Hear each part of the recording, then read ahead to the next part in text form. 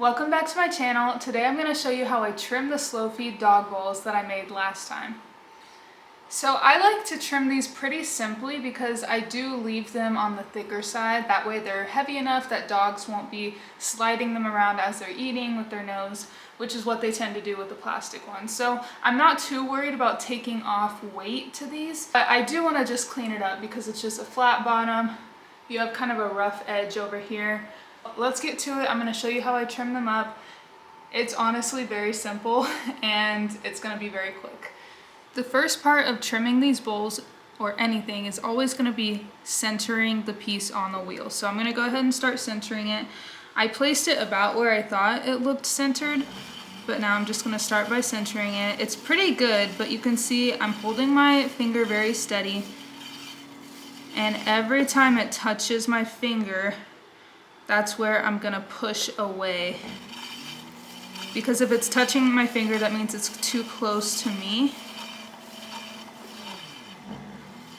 So anytime it touches, I'm gonna stop the wheel and I'm gonna push away.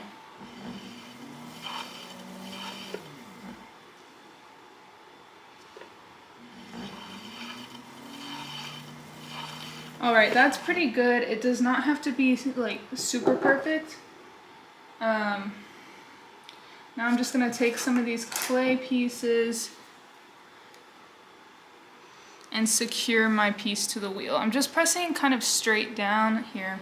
I need to spray the wheel head a little bit because it's dry, which means whenever it's dry and has some clay on it, that dry clay is just going to absorb any moisture that's in these pieces. So I want to make sure the moisture stays in here, because if it doesn't keep its moisture, it's not going to stay stuck and then our piece is going to go flying off the wheel. These are just extra clay pieces that I had from making handles earlier. You can use fresh clay, you can use slightly dried clay, anything that you have scrap laying around just to hold it down. Doesn't need to be anything fancy or anything in particular. Alright, first thing I'm going to do is I'm going to take my needle tool and I'm going to kind of mark a line and then angling it outwards and downward, kind of with the idea of cutting this corner off. I'm going to angle my needle tool outward and downward. So I'm going to line it up again and I'm just going to push down. This just helps me personally with trimming everything off and starting with a nice even playing field, so to say. It's a little bit thick or hard to cut through, so I'm just gonna peel this piece off. Normally what I can do is just cut all the way through and have it just fall off, but I was kind of cutting into the side here, so I didn't want to cut too deep right there.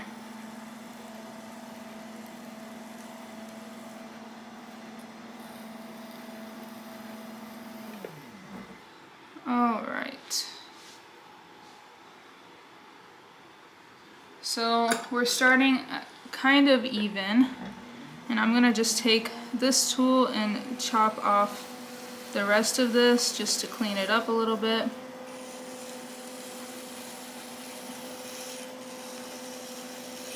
So you can see this rim now is pretty even all around, and I'm just going to start smoothing it out. You can kind of think about how you want the base of your bowl to look. I'm keeping it simple, but you can add an extra foot here, make it stand out more, or you can do what I'm doing and kind of do an invisible foot so it just looks like a nice smooth surface on the outside.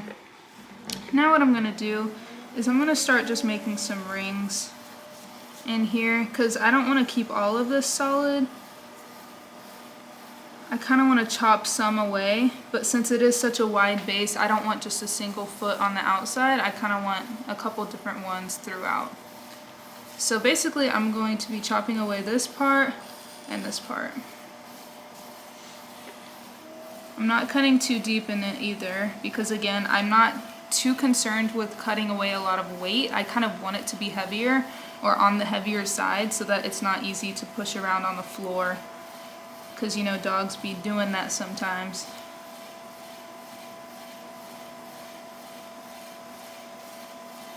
And I'm kind of, it's almost like a record player. I'm kind of like putting the needle down and moving straight across. So I'm putting the trimming tool down and gliding it straight across. I'm not applying more or less pressure as I'm moving. I'm just keeping it nice and even and going straight over. Isn't that so satisfying? Literally, like, and now I can pick all this up. Look at that. Nice little dirt noodles. Alright. Now I'm going to start smoothing it out a little bit, just because I don't personally want to keep all these lines there. If that's your style, you can definitely do that. There was a point in time where I was doing a lot of swirls under my bowls whenever I would trim, but then it would interfere with my signature or my Maker's Mark stamp, and I decided to just start trimming a little more evenly and just leaving the bottom smooth rather than having the lines or ridges.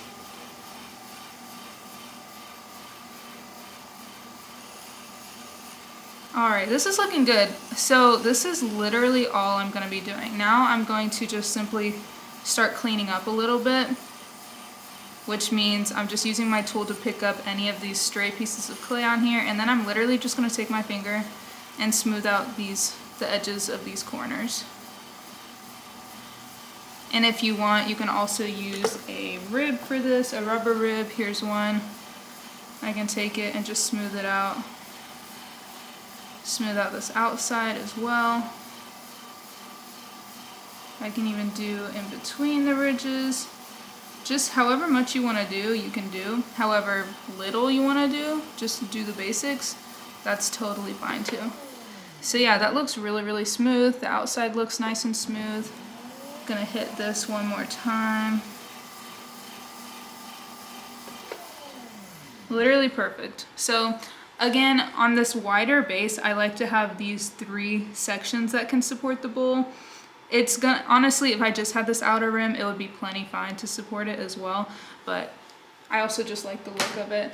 Now, not to forget, I'm gonna take my Maker's Mark stamp, or if you don't have a stamp, you can just do a signature, but I like putting my stamp right in the middle of my bowl. Perfect, look at that.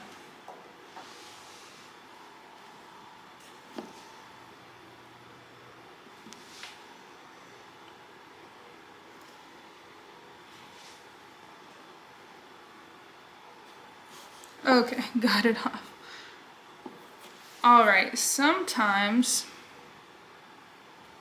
also be careful whenever you pick your bowl back up. Depending on how firm or soft it is, there is a chance that you could push the wall in.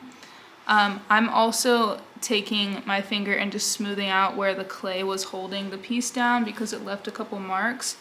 But yeah, you can just smooth out anything that got stuck on here, like any clay pieces, or if the wheel head left any marks, you can just pay attention to that as well. But yeah, that is how you trim one of these bowls. Alright, so I showed you how I trim my slow feed dog bowls. Again, it's super simple. You can do it as simple or as complex as you like it. Leave any questions you have in the comments below, and be sure to like this video if you enjoyed it or learned something, and give me a follow. I'll see you next time. Bye!